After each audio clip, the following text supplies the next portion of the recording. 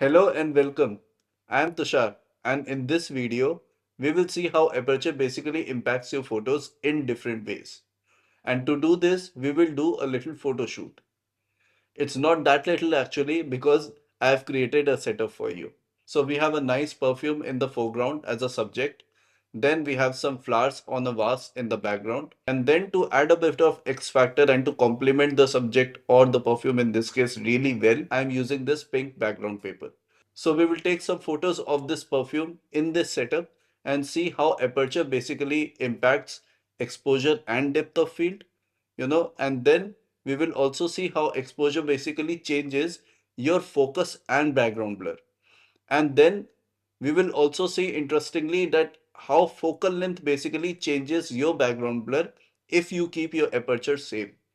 This is kind of important if you basically use different lenses with different focal length. And then finally, we will also discuss which aperture should you use for your photography. Now, before we start shooting, I'll just take a minute and ask if you understand the concept of aperture. Because if you don't worry. I've created a separate video about aperture where I explain the concept. You can follow it here or here. So I really recommend checking that video out first, understanding the concept, and then you can come back later and watch this video, right? And if you know about aperture, then don't worry, then we can just continue with this video itself, right? So let's get started now. Now for the first demonstration, we will see how aperture controls the amount of light coming in the camera sensor.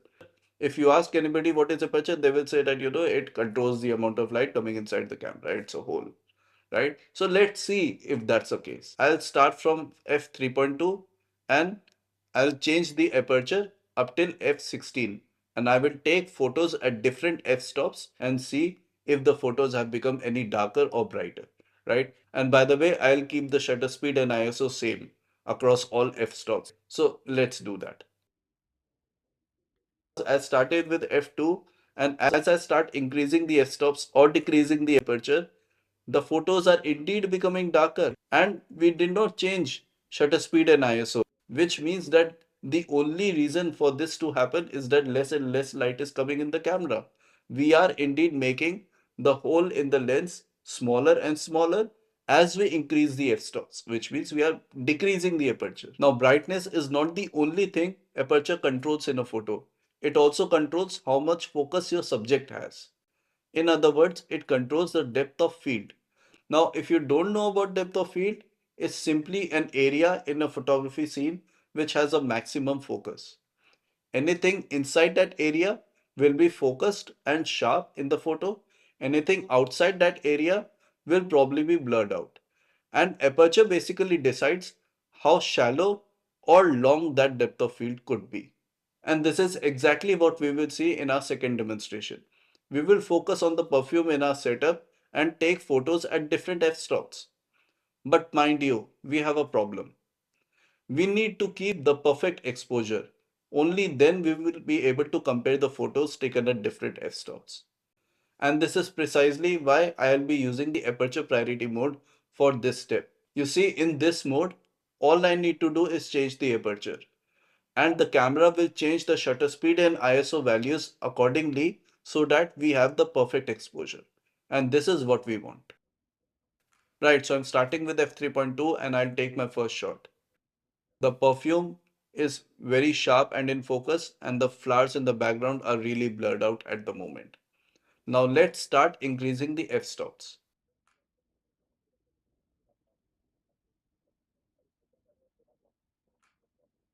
So I started with f3.2 and the flowers in the background were completely blurred out.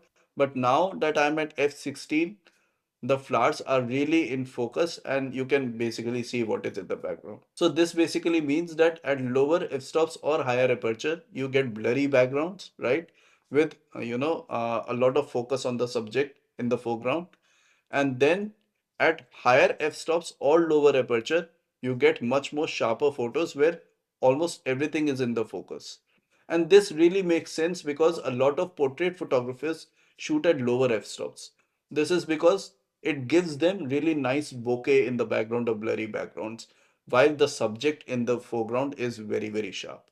And then a lot of landscape photographers shoot at higher f-stops like f11, f14, sometimes even f16, because this gives them a really nice sharp image where everything is focused. Now, until this point, we have seen the impact of aperture on brightness and depth of field. But the thing is, I haven't changed my focal length yet. I've been changing the aperture, but my focal length is same. So what happens if I do the reverse?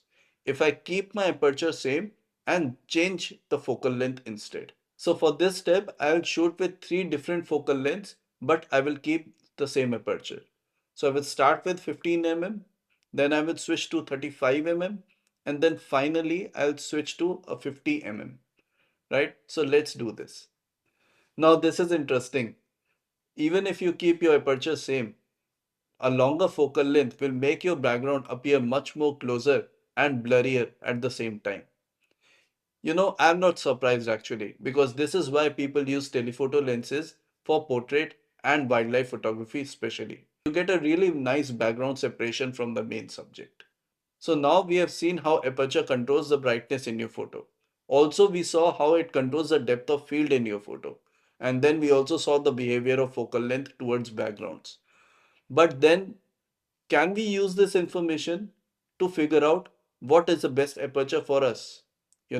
And I think the answer to this is yes. All we need to decide is what kind of backgrounds we want.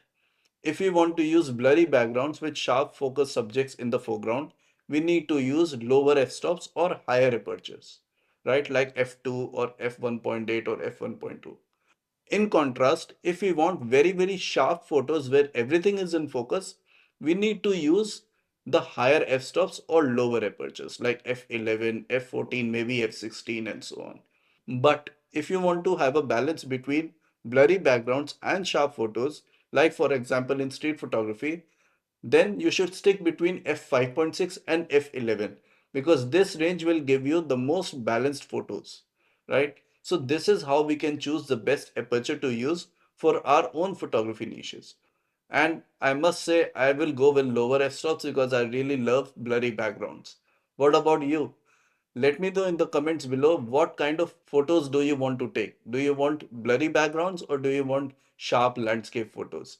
Right, so it was a lot of fun shooting this video. If this video was helpful to you, please don't forget to like and subscribe to this channel and giving this video a thumbs up, because it really gives me a lot of encouragement. And lastly, don't forget to go out and shoot. I hope you have a really good time. I'll see you in the next one. Bye.